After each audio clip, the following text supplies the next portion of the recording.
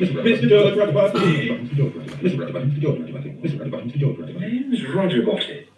Mr. George Roger Boaty.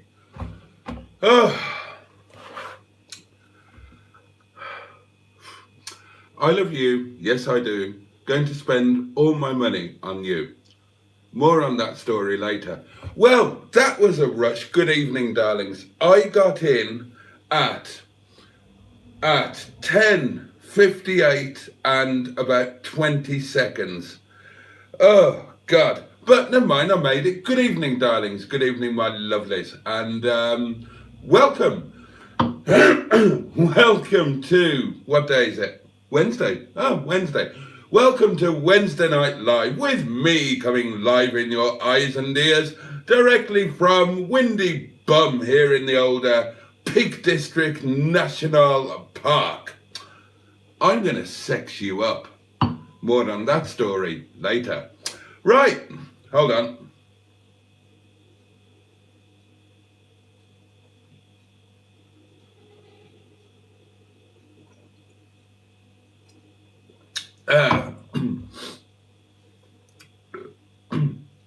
Excuse me. Oh, what a rush. Okay, who we got? Good evening, Matt, Mr. Underscore, and don't worry about it. I'm overly sensitive to comments of that type and nature, so I probably overreacted a bit. So let's forget all about that, shall we?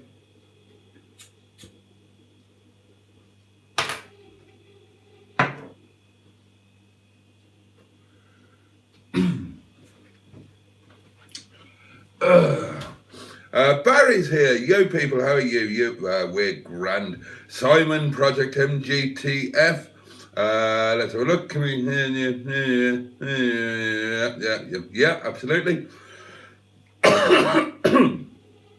Normando Osvaldo Butler. Good evening to you.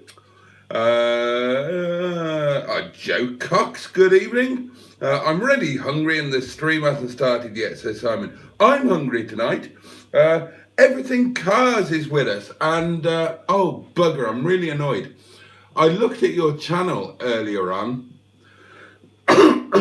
sir, and it mentioned in your about section what your name was, and I thought, oh good. I couldn't remember if I knew it before or not, but I know it now. And if you're on the live stream tonight, I shall address you by name, I thought. And now I've forgotten. I want to say it begins with a J. Anyway, good evening, everyone. Evening, Boaty. Evening to you. Adam is with us. Good evening. Boaty looks fucked. Yeah, pretty much. It's been one of those nights. Stephen S. Paul is amongst us. Trisha Alderman is in our midst. Oh, this is splendid. Chaz Brown is here. Evening, Boaty. How's Wednesday? It's been okay, actually. Sorry, darlings. A bit of something went down the wrong way again. Oh, God. Oh, what a rush. And do you know, it occurred to me as I was racing home that exactly the same thing happened 1 year ago today, because it is, of course, the summer solstice. It is the 21st of June, it is the longest day and the shortest night. And a year ago today, I was in the Honourable Shison, and I was making a film where I was doing a chat. So sorry. When I was doing a challenge to drive home while there was still light in the sky before the light completely went. And just as happened tonight, we got late customers just when we were about to close. And I ended up leaving later than planned. And yeah, amazingly enough, exactly the same thing has happened tonight. Tonight, I was going to record a driving home from work challenge thing in the newly uprated Derek, the mighty Derek. Yeah, I couldn't do that because I couldn't come straight home. I had to actually go and do a delivery to a campsite out in the Golden Valley, and then do a massive race to try and get home in time for this. But yeah, and can you believe that it's well over a year now? Well, it's certainly over a year now since I started doing YouTube. God, a year, more than a year. Isn't that extraordinary? I mean, on one hand, it feels like I started it yesterday, and on the other hand, it seems like I've been doing it all my life. One of those weird things. Anyway, enough about me. How are you all? How are things with you? How's everything going? How has your day been? What did you have for dinner? And are you indulging in a tipple or a beverage of some nature? Do let me know. Dorothy, please trim your minge. Won't you cut your fanny fringe? Your pubic hair makes me despair. Kindly cut that ting down there. More on that story later. Hello, my lovelies. Hope all is well. Stephen S. Paul, good evening. Yes.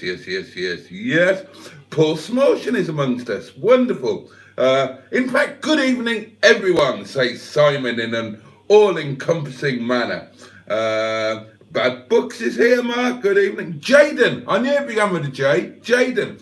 I was going to say Jaden, and then I didn't, because I thought, what if I've got it wrong? I'm going to look an absolute fool.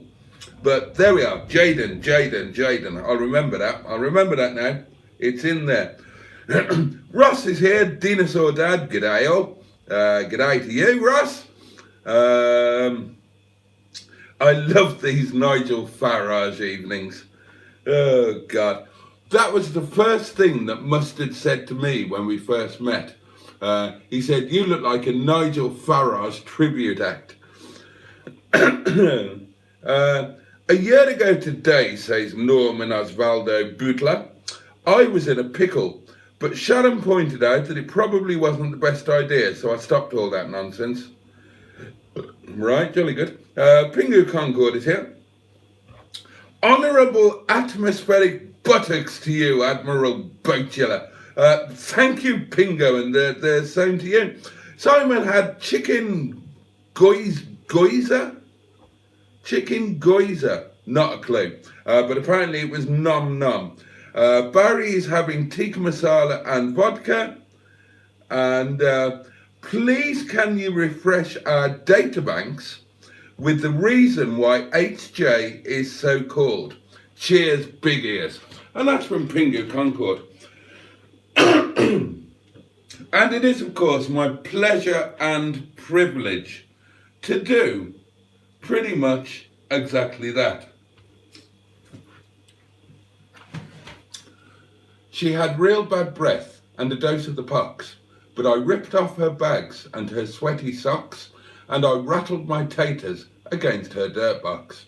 More on that story later. HJ, the Honourable HJ Rover.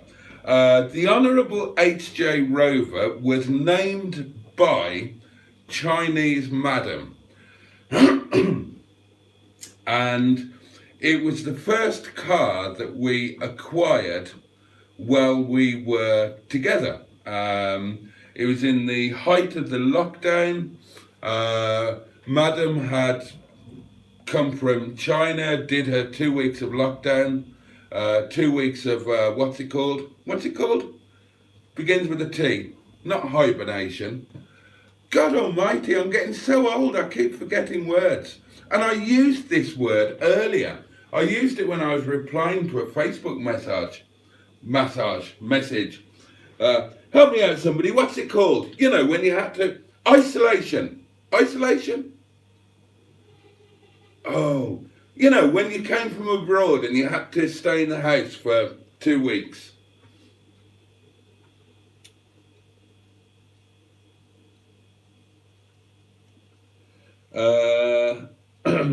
Oh, I can't remember what it's called. Anyway, she was locked in the house for 2 weeks, and God almighty, do you know, they actually came round and checked that she was properly isolating. So it's a good job we didn't cheat much. We did go out. I mean, I live in a very rural area. We didn't, you know, she didn't come into contact with anybody. We went to some fields. We didn't take our phones because, of course, both of our phones were bugged. But we did escape out. And anyway, at some point after that, I had the opportunity to acquire the Honourable HJ, who is a Rover 45, very late one of the very last, 2005, 1.4 in Club SE trim and specification. And it came from a Facebook group from a lovely chap. So sorry about this. Trying to get the frog out of my windpipe. Came from a lovely guy who bought it brand new. He had 3 cars. The Rover was his everyday car. His other 2 cars were a Ferrari and a Maserati. The car, as Pingu will know, because Pingu now has the car and the history file, the car was maintained literally without regard for cost. And Chinese madam named him. And he was named the Honourable because of a standing joke between us. When Madam was when Madam first came, I told her that that the way things were done here, she hadn't been in this part of the UK before. She'd only been in London and Wales. And of course, she was living in Wales before the pandemic struck, and she went back to China, did some business dealings there. She had a property portfolio in the UK and in China. Anyway, I told her that that not only if you went on public transport, then in this region, Peak District National Park, not only when you went on a bus did you have to say, "Greetings, Honourable Bus Driver," and then when you left the bus say, "Thank you, Honourable Bus Driver," but when a bus went past, you had to greet them and say, "Greetings, Honourable Bus Driver." And, you know, this was before she found out that I was a bullshitting bastard. And she took that at face value. So, and she spent a lot of time walking through the village. She loved this village. She loved the cottage. She wanted to meet all of the people. She wanted to, I mean, she did all the stuff that I've been here 8 years. I've never walked through I've walked through the village once when she dragged me through. I don't know any of the people in the local village or anything like that. She did. She was round there. She was in and out of their houses. But whenever the bus came past, "Greetings, Honourable Bus Driver." So God knows what Hully's bus driver, and we have an hourly bus come through here. So God only knows what the Hully's bus drivers thought was going on when this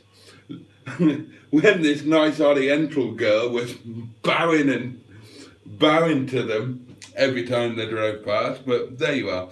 So that was where the Honourable came from. And she named it HJ. Well, Rover, obviously, because it's a Rover. And she named it HJ after both of our names. Obviously, my name is Jason, in case you didn't realise. And her first name was Hui, H-U-I, Hui. So that's where HJ Rover came from. It was our first joint car, me and Madam. And that was why it was called the Honourable HJ Rover. So there you go.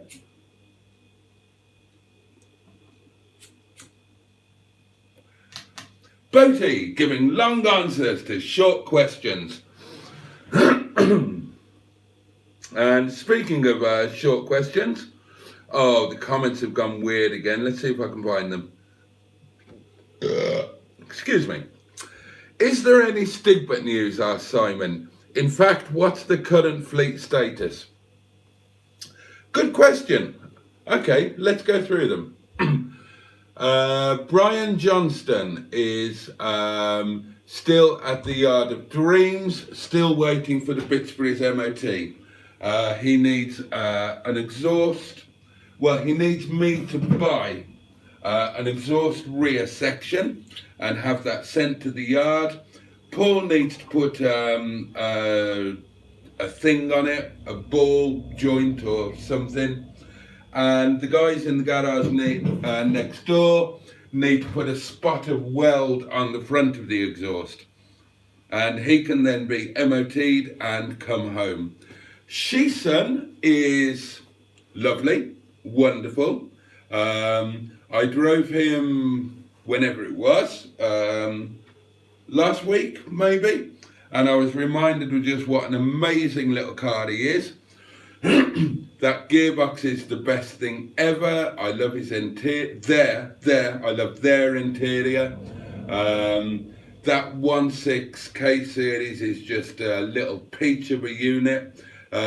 His brakes are fantastic because being the IXL, he's got discs all round. He hasn't got drums on the rear. And yeah, they're just fabulous, except I couldn't get hold of an indicator unit for Derek, which unfortunately I smashed slightly when I had my little mishap. So I had to nick the one out of Shison. So Shison has got one of his bottom eyes missing. I've got to get hold of a near side front indicator unit. Other than that, Shison is just brilliant.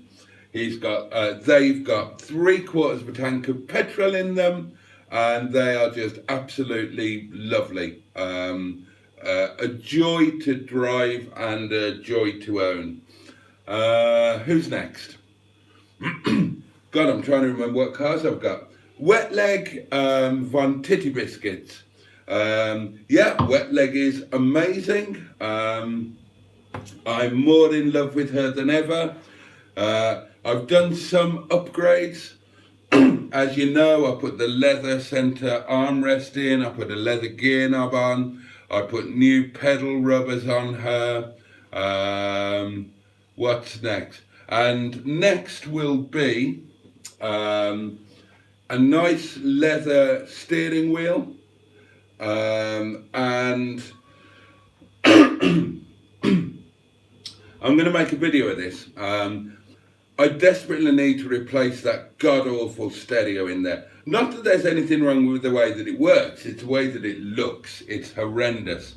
And obviously, I wanted to fit an Alpine UTE 200 BT.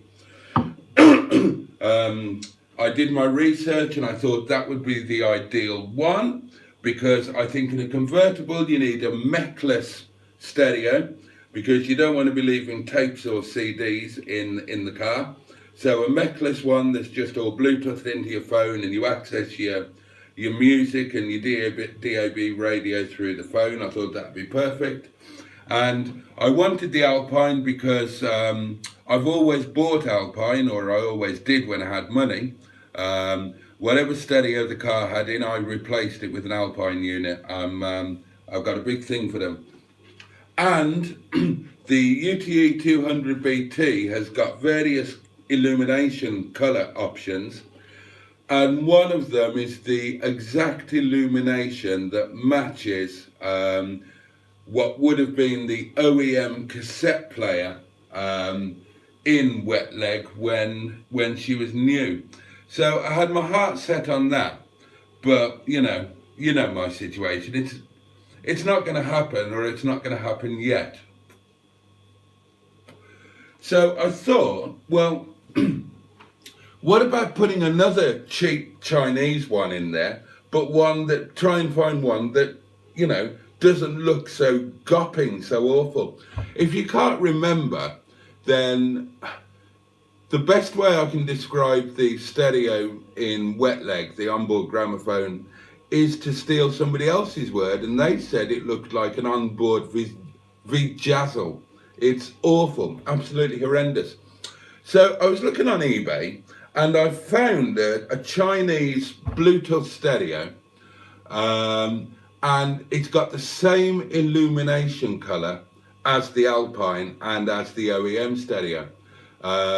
Except it's also got a bit of green, but that's kind of perfect because obviously the original color is perfect, and green is okay because Wetleg has actually got green accents.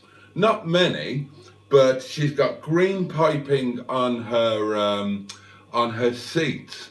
So so all of the little bits and pieces that I put in a car, like phone charger, microfiber cloth, I've gone green. I try and have different colours for all of the accoutrement, different colours for each car, so that I know what belongs to what car, if they go into the wash cycle or if they get moved around.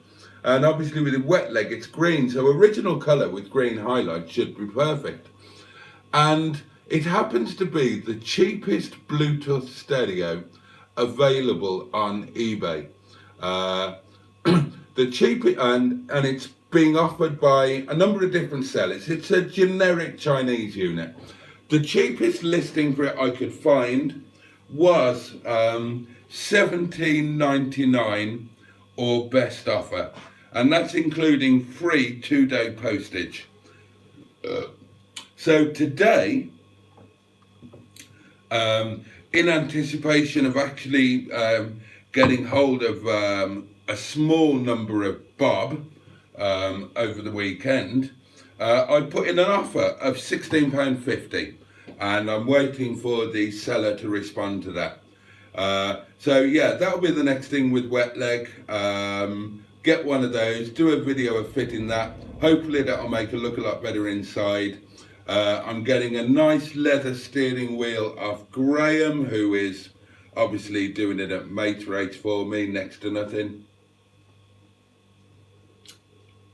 And that's Wetleg. I drove her, I think the day before yesterday, and I valeted her, cleaned all of the wheels, and she's just lovely. Oh, and obviously I've now completely upgraded the spare keys. So if you remember, the spare key never arrived. The previous owner, Phil, couldn't find it, then found it, posted it, never got here. So she's got a new fob programmed, and the lovely Emma at Gold Line in Milrow had to specially order a key blank for me and cut me a new key, bless her, and £6. So I'll actually show you, just for the sake of, oh, which one is it now? Because I've got, oh, it's this one, isn't it? So Wetleg now has a full spare setup. There you go. That's the spare. All done, all working, all sorted. So that's Wetty. What other cars have I got?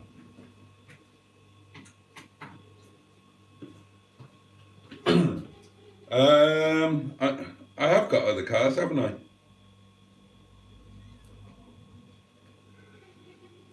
Gosh, trying to think now. Oh, well, Stigbürt.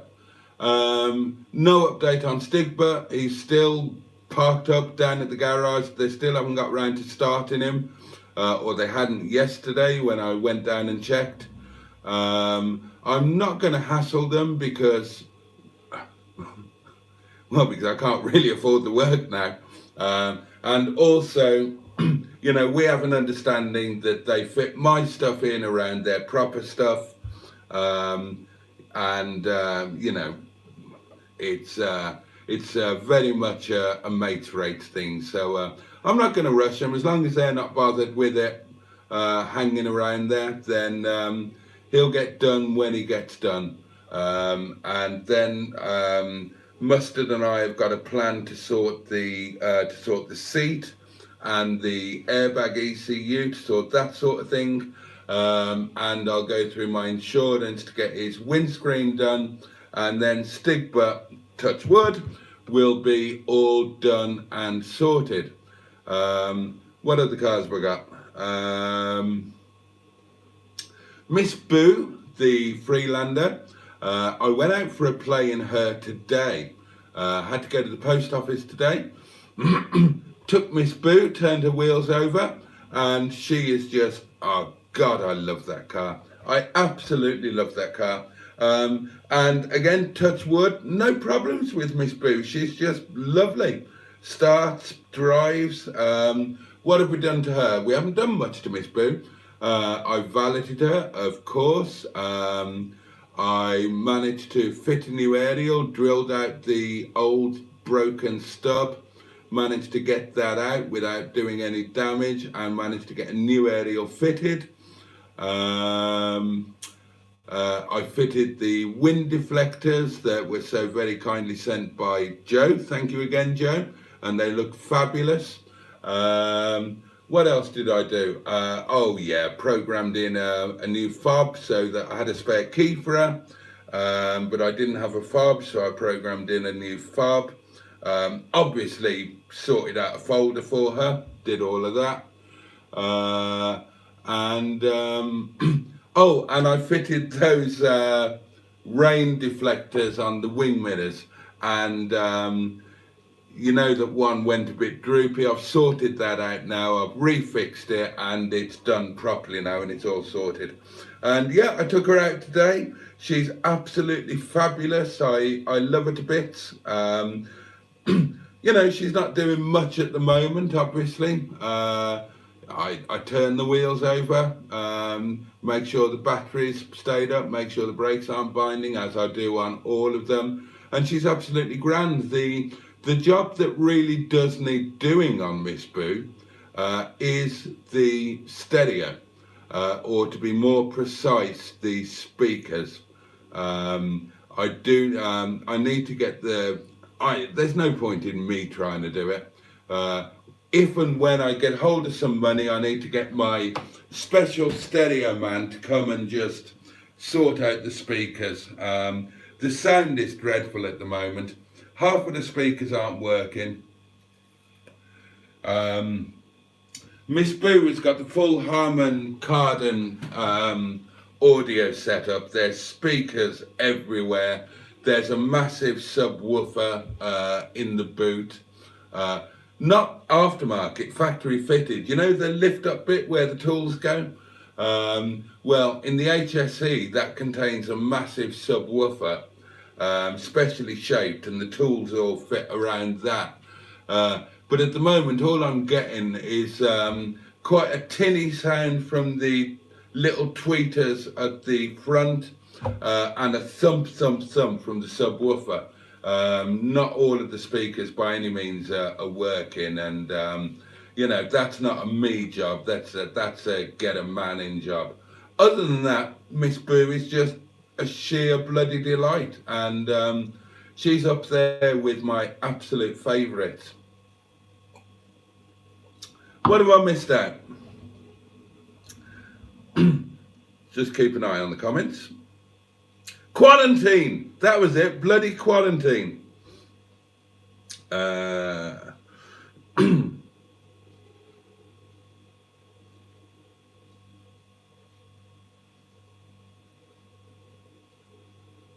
go through the fleet, we don't have time. Right, I'll just finish the fleet off and then I'll get back to the comments. How far did I get? Who have I missed out? Oh, Melanie Mingebag, Betty Blue. I'm counting her as a fleet member, temporarily.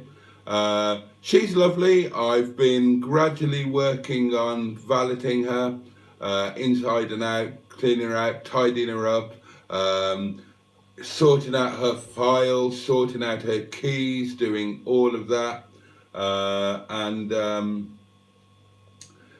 Oh, that's a job I have got to do. I've got a fob for her, but it's not working, and I need to get, I assume it's battery, so I need to send off for some CR 2032s. I've used all of mine, and just get the fob. She's got a spare key and everything. Came with her massive history file.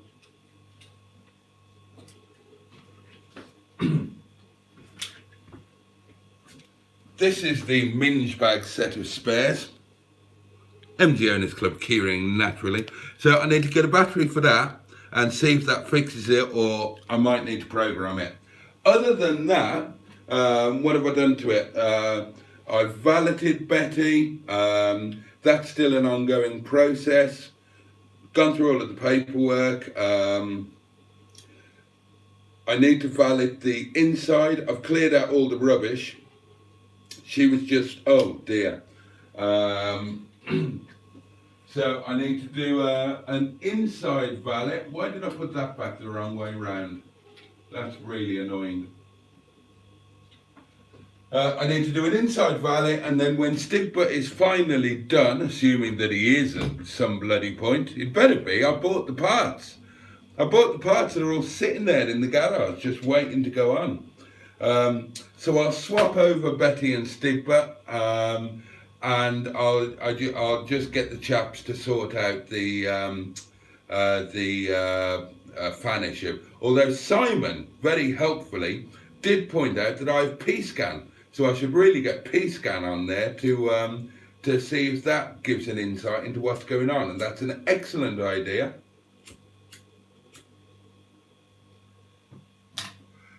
And something that I will do. I think that's it, isn't it? Isn't that everything? I'm not including Fanny Freestyle and the Codfather and oh, there might be 2 new cars. We've been busy today. Oh, and Derek, you know about. Derek's a lot faster now. He's the best Arthur that you could hope for, and I crashed him. Other than that, all good. Right, let's get back to the comments, shall we? Right, I did that one, and I did that one. Oh, thank you for saying my ears aren't overly big, Pingu. Evening all, says Cheeseburger. Sandwich lunch in Birmingham today. Genuinely, on the A435 on the way, a bike rider did a red light and was a danger to everyone. On the way back, there were kids riding trials bike without helmets. Well, they should all be shot. Ross had scrambled eggs on toast with a cup of tea for breakfast. Oh, and Jaden asked, what's my favourite TV show? I don't have a television, Jaden, and I don't watch television. So if you're asking me for a favourite TV show, it would have to be one from way back. And let's think. I can give you a definitive answer.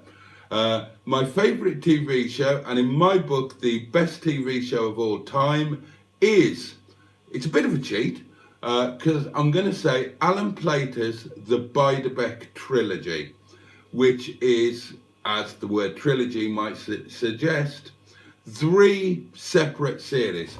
The original was The Beiderbecke Affair, the second was The Beiderbecke Tapes, and the third was The Beiderbecke Connection, starring James Bolam, Terence Rigby, Barbara Flynn, Dominic Littlewood, and as far as I'm concerned, without a shadow of a doubt, the best television program of any type or nature that has ever been made.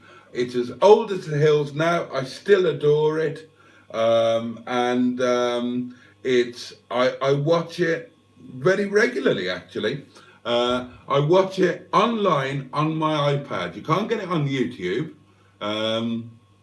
because of copyright. It's been taken down, but there is a site where you can watch the complete episodes. I won't tell you what the site is in case you get that closed down as well. But it's my go-to thing. I mean, I've been watching that for, I don't know, 35 years? Could it even be 40 years? And I still watch all 3 of the series minimum once a month. And often it's on a continual thing.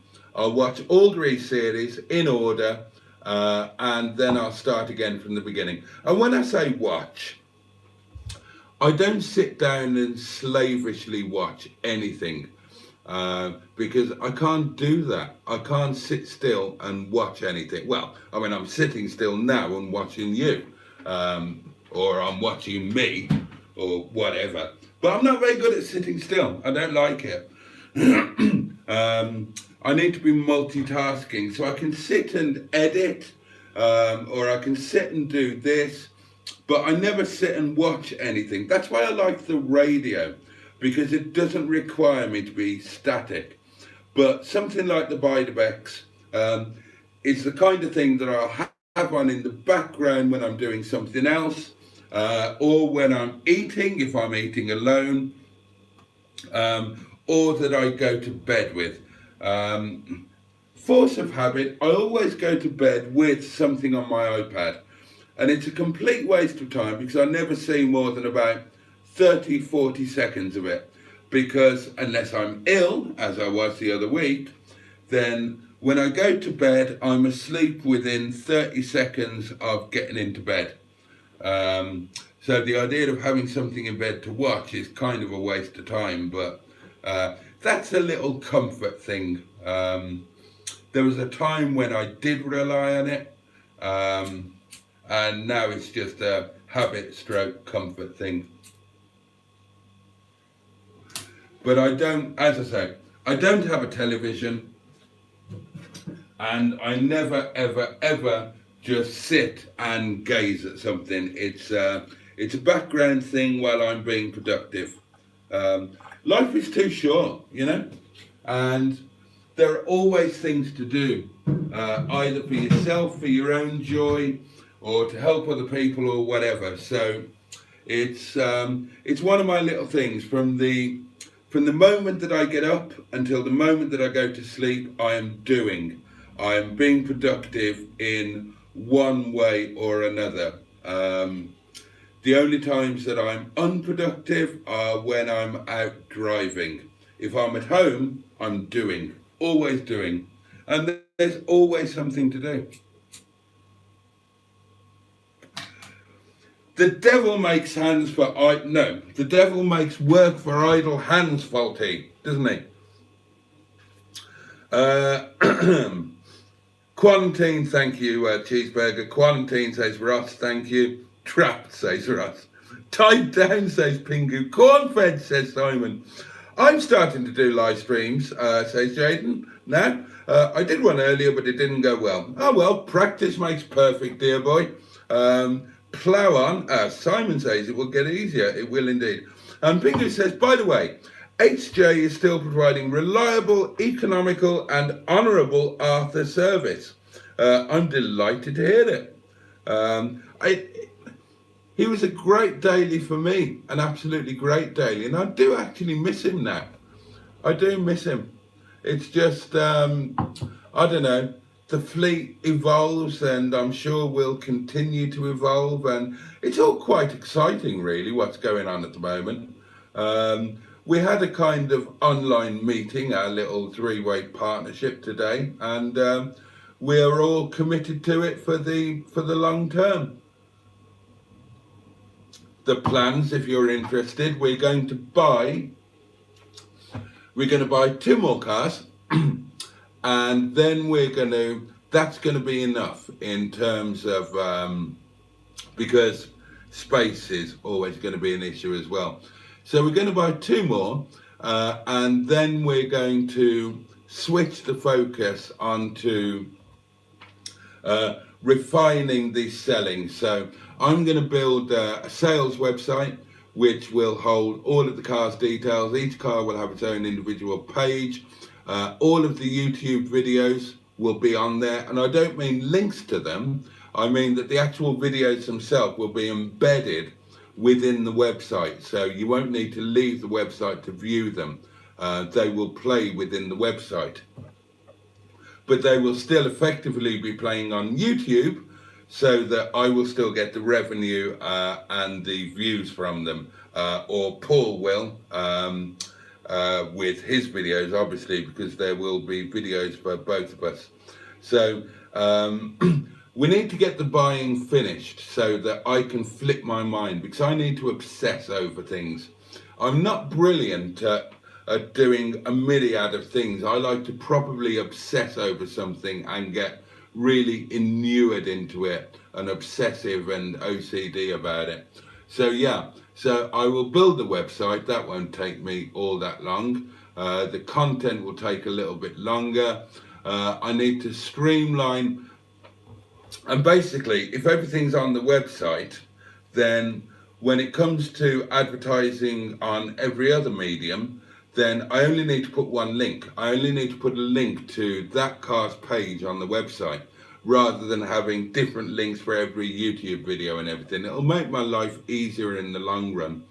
And then I'll have all of the information on all of the cars collated in a central place, and that will then make the marketing and advertising easily, because I mean, I'm going to get them everywhere, obviously, but it'll effectively just be a copy and paste job.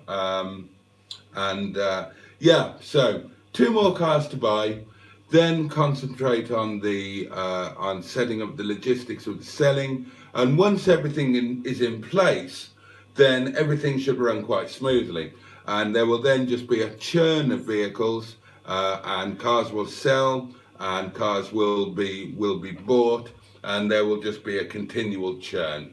I imagine that you know, occasionally cars will come along that one of the 3 of us fancies for ourselves, and we'll nick those and either buy them outright and pay a profit penalty to the other partners, or effectively do a swap with one of our existing fleet, and so the one from our fleet will become the car for sale, and that will progress along the normal way. So that's all good, and it's all quite exciting, and you know, hopefully might make 2 of the 3 of us less poor, and the 3rd of us more comfortable, and yeah, good all round.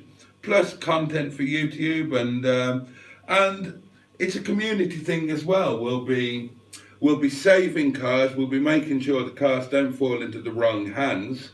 And the idea is that we'll have a constant selection of cars for people in the community that are, you know, that are effectively, you can't get a totally safe buy, of course you can't, but there'll be known quantities, and there'll be relatively safe buys, and they'll be at the right price point. And I'm going to try and make sure that we've got like 1 car in each vague category, you know, so whatever somebody's looking at, we should have 1 available oh dear, at any given time.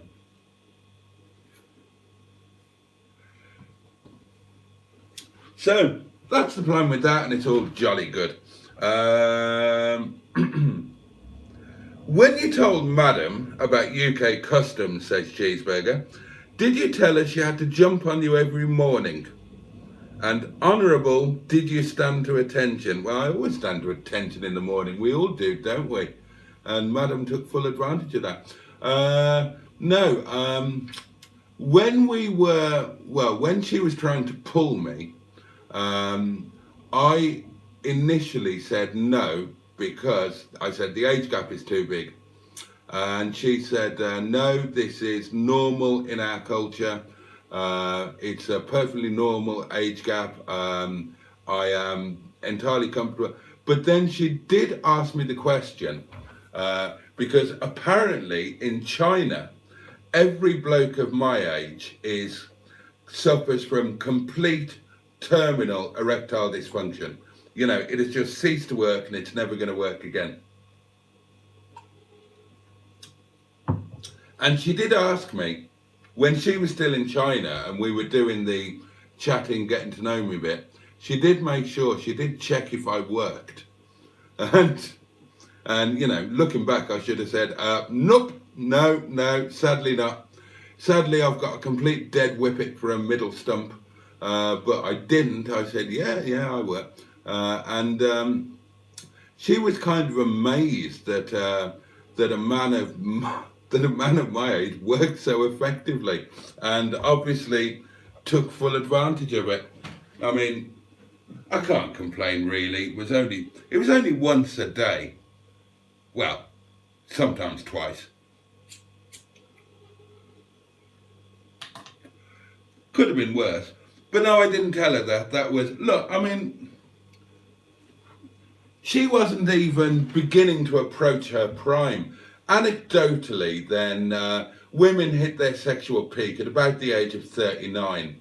Men obviously hit theirs at about the age of 19, which is God basically playing a cruel trick.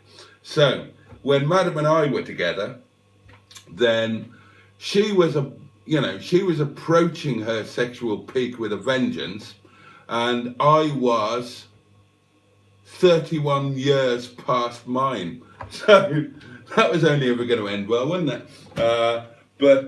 No, that was just a natural thing. I didn't tell her that she had to leap on me. I mean, initially it was me leaping on her.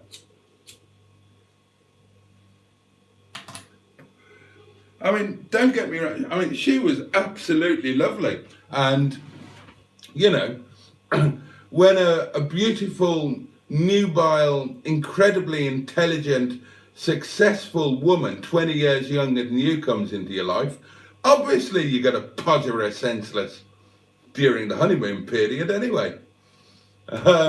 But, you know, then at some point, real life kicks in, and you know, initially she was doing the traumatizing. What was the T word? Quarantine. So that was just like a 2-week honeymoon when we were just at it like rabbits. But then when that finished and real life sort of kicked in a bit, and she had quite a punishing schedule for me outside of my normal work.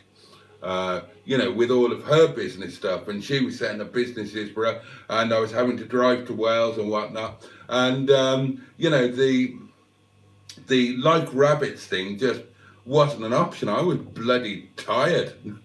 I was knackered all the time. She worked me hard in other ways as well, and of course we socialised as well. So I was quite ready to fall back into my sort of 3 times a week thing, and that was when she sort of thought, you know, there was a period where she lived with it and sort of said, yeah, okay, you're too tired tonight, no problem. And that was fine for her for about 3 days. And then she just developed her little ways, you know. She's a woman, she's not thick. She knows what happens to a man in the morning. And so initially it was wake me up a little bit earlier with a nice cup of coffee, bring me a nice cup of coffee in bed. Did you sleep okay? What should we do today? I'll just jump into bed next to you and we'll talk about what we're going to do today. And you sure you slept okay? And then the next thing you know, you're being ruthlessly podgered. And when I occasionally used to raise objections to that, as in like, you know, at least let me finish my coffee first, please. Then again, she changed again, and the coffee became the after treat. She just helped herself first when I was still half asleep and not really able to put up too much of a struggle. And then I got my coffee when she'd had her oats. Oh dear, you have to laugh, don't you? Bless her. Hope she's doing all right. I think she is. In fact, I know she will be. She's that type of person. Born survivor. She's in another relationship. She seems very happy, and she won't talk to me, of course. She's very, very angry with me, but I wish her nothing but the best. I was doing a live playing a game, says Jaden, but I had microphone problems and internet issues. Yeah, that happens. there was a mishap in Derek, asked Simon. There was indeed. And Joe says, oh right, Joe didn't know either. Yeah, I had a minor ding is all. It wasn't my fault, but there may have been a very minor ding in Derek, yeah. When will Wetleg get that dent sorted? When that becomes the first priority. When everything else is done and I've got nothing better to spend my money on than a dent in Wetleg that makes absolutely no difference whatsoever in terms of her driving and her enjoyment. In fact, I don't even notice it anymore. It's just part of her character. I can't spend money doing something that's purely cosmetic when I've got 2 cars that are completely off the road, can I? That would be madness. When there's nothing more pressing to spend my money on, I'll get Wetleg's dent sorted. Or when I've got so much money that I can just do everything. But at the moment, really not up there on the list of priorities.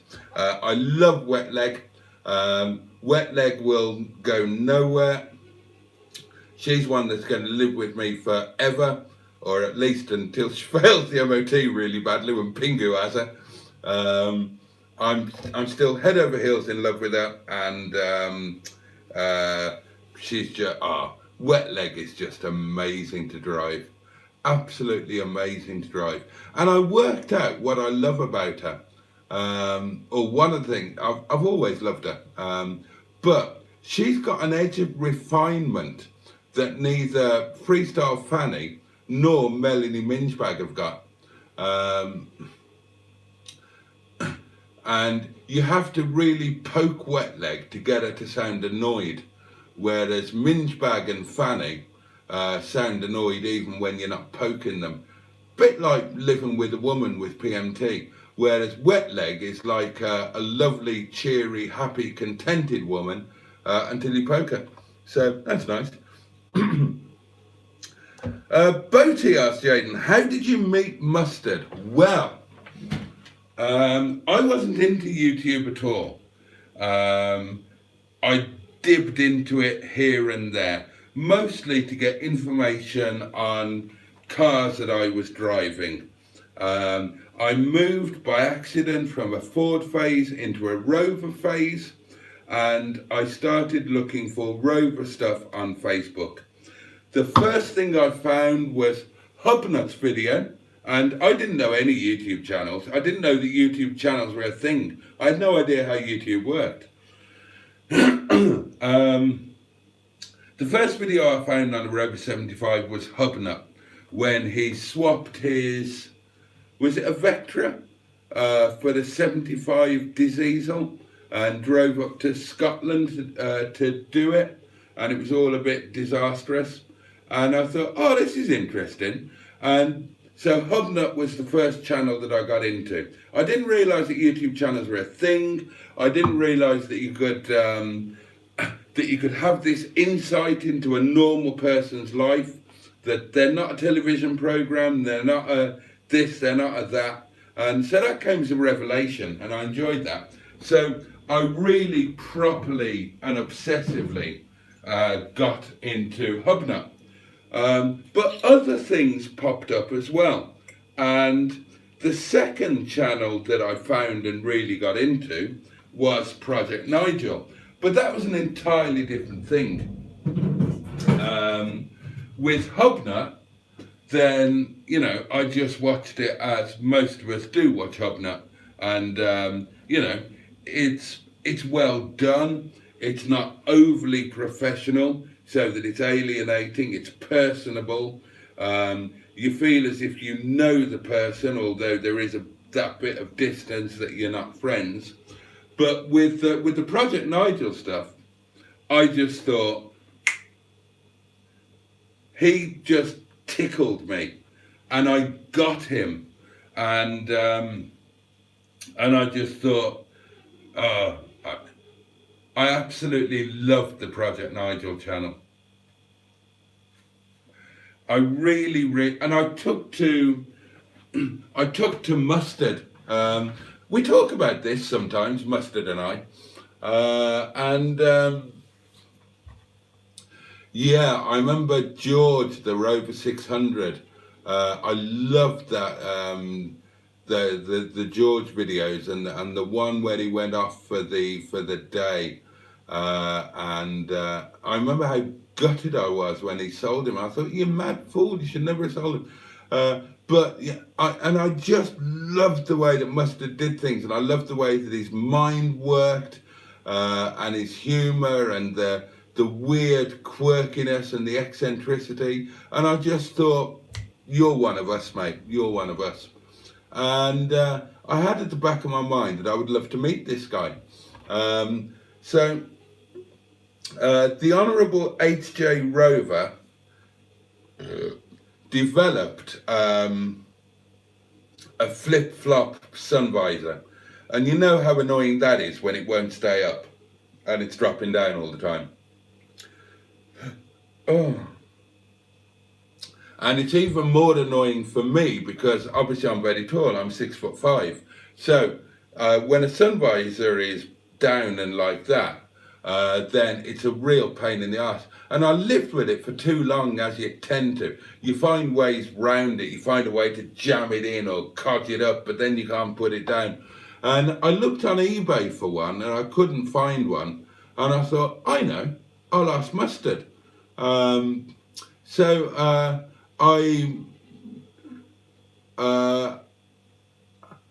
can't remember how I got in touch. I can't remember if, I assume I left a comment on a video.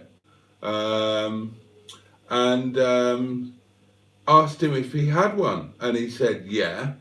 And so I arranged to go and pick it up, and he didn't tell me where he was, the arrogant sod. He just assumed I'd know, and I didn't know. But if you Google Project Nigel, then it's on Google as a thing. So I found out where it was. And then there was an issue because I was going, and then he said, and I said, right, I'll be there at such and such time. And he said, oh, I won't be in, I've got to go out. And I said, oh, okay, well, maybe we'll do it next week. And then he said, well, I'll be back at 4:30 if that's any good. Obviously, at that time, I didn't realise it was when he was in the old house. And he disappeared for an hour and a half, from 3 till 4:30, to do the school run. When he moved house, he didn't need to do it anymore because the new school is close enough to the house that it's a walkie-walkie job. And the lovely Mrs. Mustard, who is a person in her own right, does it, and he didn't have to do it in the car. So I set off up to the yard, got there at like 4:30, whatever it was, had a really nice drive. And when I got to the yard, then Mustard was there with Wendy Craig. And they just, well, the first thing they both did was insult me. And then they carried on insulting me. And, you know, I gave as good as I got. And I ended up spending about 3 or 4 hours there. And just had a great time. And we just hit it off like that. And it was kind of, I can't remember exactly how it happened, but it was just like a given that obviously I was gonna go back, and yeah, that's how we first met, and we started doing.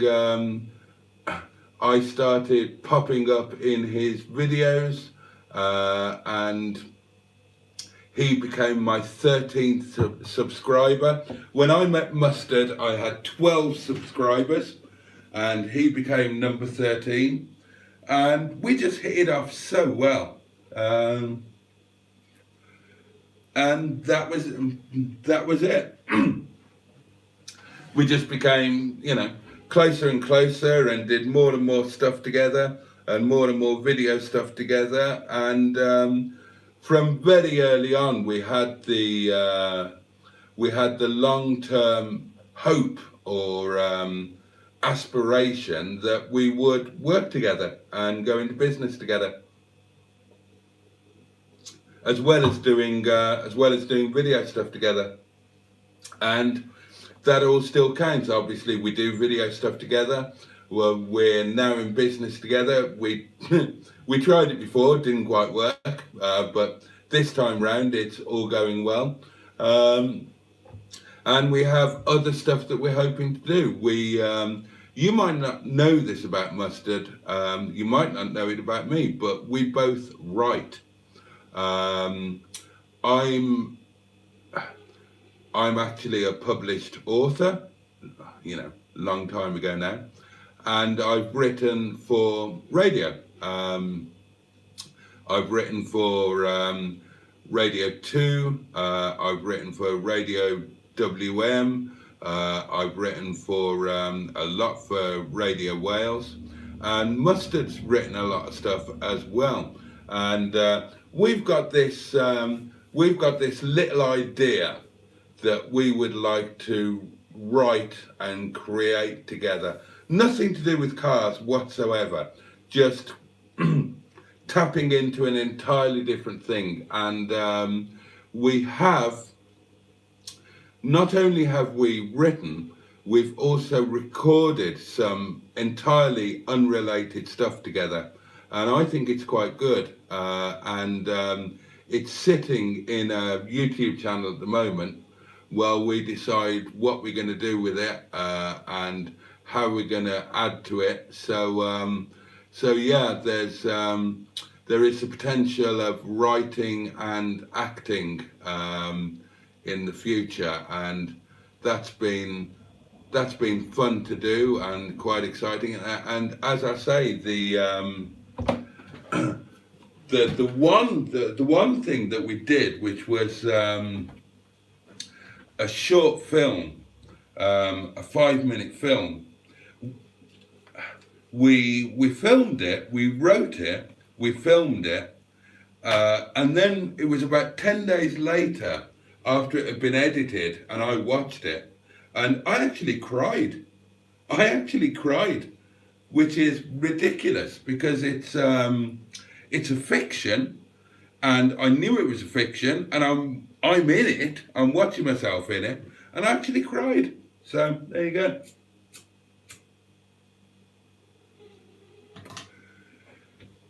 Where did I get to? Right, I did that one. Alpine is like Blaupunkt, says Cheeseburger. Okay, Kit, but not what it was 30 years ago. I honestly don't know. Cheeseburger says, does the Chinese head unit come with covert surveillance? Do you know, Cheeseburger, I've got no idea if I'm still under surveillance or not.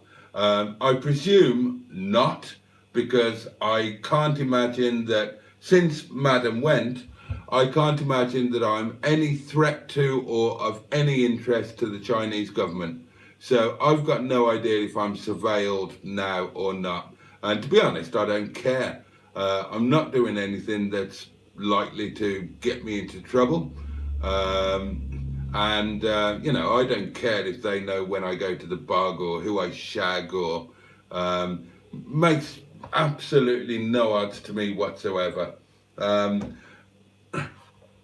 Right, I'll say one thing, right? If any of you guys use TikTok and have a TikTok account, a TikTok app on any of your electronic devices, the Chinese government will know almost as much about you as they do about me. The purpose of TikTok is to harvest your information, to put spyware on your devices. Simple as that. That is why, again, this is something else I learned from Madam. If you're a Chinese national, you get to use a different TikTok, a different app, without all of the nasty stuff on it.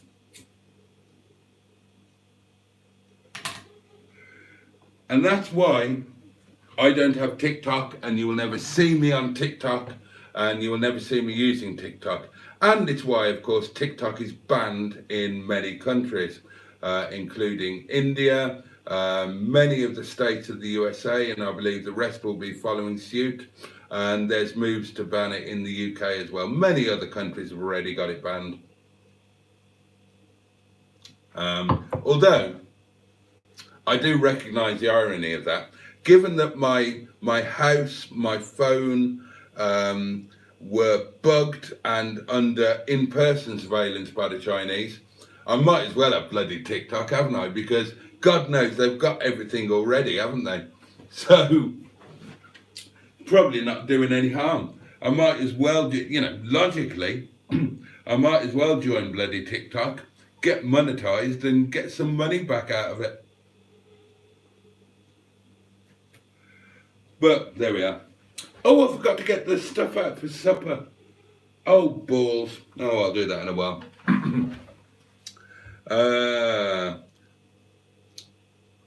I'm not going to be awake when it gets to the end of this. I apologise, people. That was Simon. I did warn you, Simon, says Cheeseburger. Has Norman Butler fallen? Oh, Mike, bless you. Mike sent a super chat. I'm so sorry, Mike. I missed that when you must have sent it.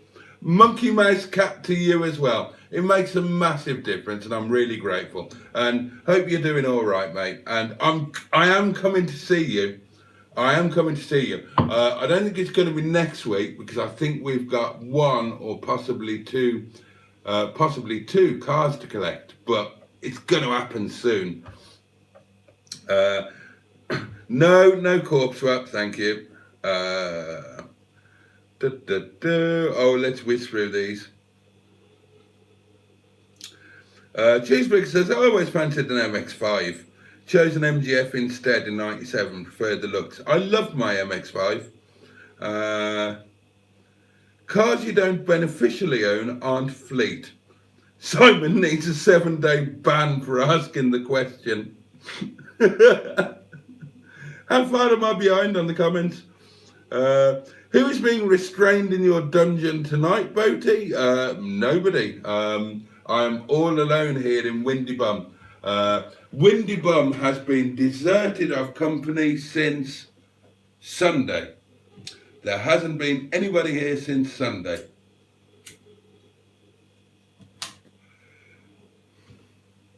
And on Sunday, I nearly ruptured myself. And I was like a walking zombie when I went to work on Sunday night. Bloody hell. And I wasn't all that much better on Monday morning when I hit the yard. Session. Evening all, says Nigel. The Bidebeck trilogy was fantastic. Used to have them on DVD, says Nigel 00 Garage. Best thing ever, as far as I'm concerned. Absolutely love them. Oh, good shout. Good shout. Good shout, Barry. Callan. Okay, Callan would be right up there with the Bidebecks. Callan would be either equal number 1 or number 2. I've watched every minute of every second of every episode of every series, including the film, which was the film when they eventually did it way too late with Edward Woodward wearing his toupee. The film was based on an earlier episode called, and the episode it was based on was called A Magnum for Schneider. The film came out way too late. I've also read the books, and I love Callan, and I can quote word for word everything from Callan. Callan was my dad's and my thing. My dad got me into Callan, and we just used to quote lines from at each other. Did you shoot him, Mr. Callan? No, I hit him. You hit Arthur? Yeah, I hit him. And what's more, he died of it. Oh my God. I mean, Callan was just brilliant. If you've never seen it, you will find Callan on YouTube. You'll find full episodes. Watch it, you won't regret it. Callan was brilliant, so a very, very good shout there, sir. By the way, couldn't get on with the jazz music. Jazz isn't really my thing, but it worked with, you know, it worked with it. James Ferris was better in The Likely Lads. No, he wasn't.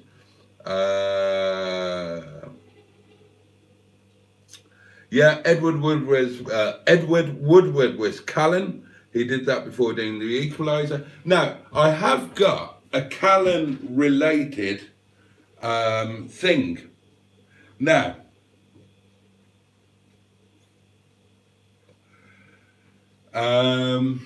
let's get this exactly right. Now, obviously, right, in the one series of Callan, at least one series, might have stretched into two, there was a character called James, James Cross, who also worked with the section. And James Cross, he kind of came into it when Toby Mears went out of it, and then Toby Mears came back. But James Cross was played by an actor called Patrick Mower. And you'll have heard me talk about Lisa, the lady that I lived with in Cyprus and in Exeter, the one who ran the airline, and the one that I came that close to marrying. We had everything booked, dresses bought, rings bought, everything booked, church booked, whatnot. Patrick Mower was her first husband. So there you go. That is my tenuous link to Callan. Diddly-doo. Did he drive a Jag in the Equalizer? Yeah, he did. He drove an XJ12 in the Equalizer. I mean, you know, the Equalizer was okay, but Callan is different level. Callan is genuinely up there with the Beiderbecks, except that Callan is very largely based on reality. It was written with insight into the real section. And it was written superbly, and it captures the... There's no James Bond shit. There's no, you know, hard man. You know, Callan was human, and Callan was flawed, but Callan was also the best that there was at his job. And his job was, depending on the colour of the file, whether it was yellow or whether it was red, Callan's job was to take people out of the game. Now that could be by, and that's, you know, opposition agents, and that could be by bribery, it could be by a frame-up, getting them put in prison, or very often cold-blooded murder. And Callan was the best, but he worried about it. He was human. I can't begin to describe. Just watch it. Just watch it. You will not regret it.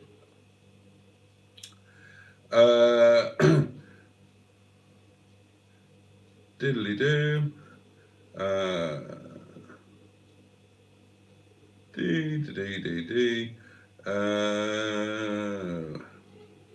Oh, right. Mark's off. He's got an early night. Got an early morning, rather. Oh, cheeseburger. Leave it out.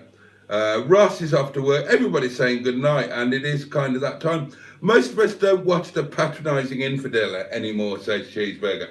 Well, to be honest with you, Cheeseburger, neither do I. I watched the odd bit of a video. I haven't seen one for ages and ages and ages, and I don't have the interest that I used to.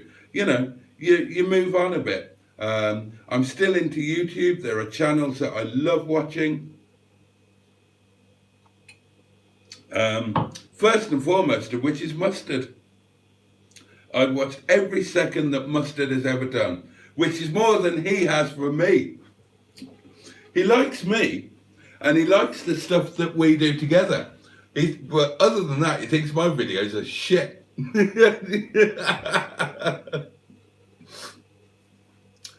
Oh dear. Yeah, exactly. Collect the sun visor. Just think how much grief you could have saved yourself by paying for DHL. What did you write for WM? The traffic report in Redditch. Did they do a traffic report in Redditch? I did stuff with Malcolm Boyden and oh, what was his name? What was his name? The guy that did the I can't remember his name. He used to do like this. Ed? Was it Ed? Oh, he sounded like he was Australian, except he wasn't, I don't think. Ooh. I can't remember, but I did used to spend a lot of time at Pebble Mill. How do you say bastard in Mandarin? Good question. I honestly don't know, is the answer to that. I have some Mandarin. I can do the basics. I can count. And would you like me to prove it? I will count to 10 in Mandarin for you. I can give you the basic. I don't know what the word for bastard is. I can tell you that I love you. I can say hello. I can say goodbye, and I can say some other things as well. But I don't know the word for bastard. Phone apps are a massive risk to security, says Cheeseburger. I won't use banking apps for this reason. The Chinese are a massive risk to security. That's the truth of it. Patrick Mower, New Avengers and coffee adverts. No, Cheeseburger. That was Gareth Hunt, wasn't it? I think. Can we have freestyle tomato boats? It was good last week. Yes, absolutely. Ed Doolan, that's the guy. Oh, and he was Australian. Oh, and Boyden's on Hereford and Worcester 6 days a week. Oh, there we are. Oh, and I've caught up with the comments. Thank Christ for that. Yeah, definitely we can have freestyle tomato. Anything goes. I will have no plan, and we'll just have a bit of fun. And we're about there, aren't we? Thank you so much for tonight. I've enjoyed it, actually. I've just been wittering at you, haven't I? Patrick Mower definitely wasn't New Avengers and coffee adverts. That was definitely Gareth Hunt, wasn't it? Well, the coffee adverts was definitely Gareth Hunt. Patrick Mower was, well, I don't know what else he did. He did Callan. I'm sure he did loads and loads of other things. And the next thing I remember him in was bloody Emmerdale when he was really old. But yeah, he was Lisa's first husband. It didn't last long at all. Lisa was a model, or she was when she met him. And she was doing a job, ironically enough, given that, you know, I'm a car guy, she was doing the motor show. And she was one of the bikini-clad beauty, and trust me, Lisa was stunning. Just my type. Stupidly tall, brunette, quite dark-skinned. She was actually Italian heritage. Stupidly tall, incredibly slender, amazing body. And yeah, she was at the motor show, and she was one of the bikini ones draped over a car somewhere. And she met Patrick Mower, and they got married, and it didn't last long. And they got divorced, and she got married again, and she had 2 kids, and he was a bastard. And then I came along, third time lucky.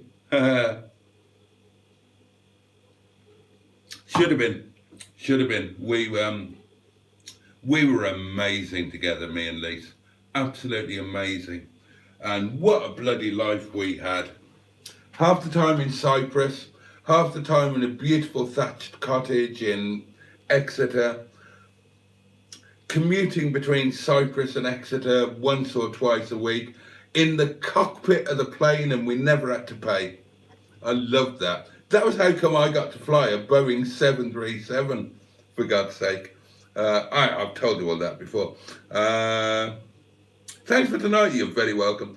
Patrick Mower was shacked up with Suzanne Danielle. When?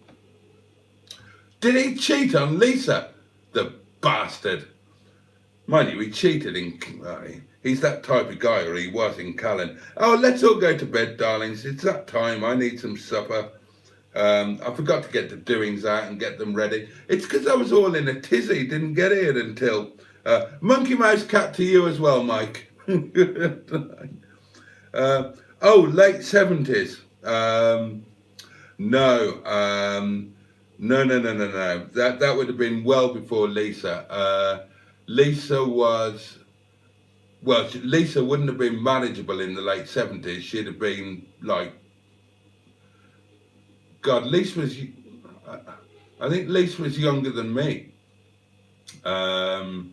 So she wouldn't have been manageable in the late 70s. She would have been... she wouldn't have even been a teenager in the late 70s. She would have been like 8 years old or something. Obviously, he was older than her. It was one of those things. She was a beautiful model, very young, impressionable. He was a TV star, had a few quid. Just one of those things. I was better. All right, darlings, let's go. Let's go. Here we go.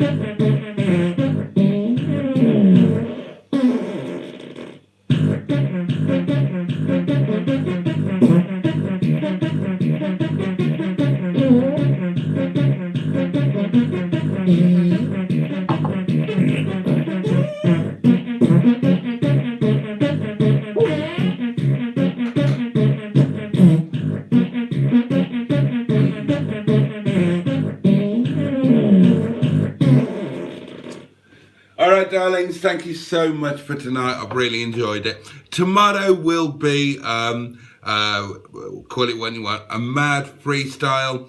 Come along, we'll have some fun. Anything goes. Have a great day tomorrow. Have a safe and peaceful night tonight. Do take care of yourselves, and happy solstice. It's all downhill now. The days will get shorter. It'll be snowing next week. And it'll be Christmas again a week on Friday. All right, darlings. I'll see you tomorrow. Take great care. Love you all. Bye-bye.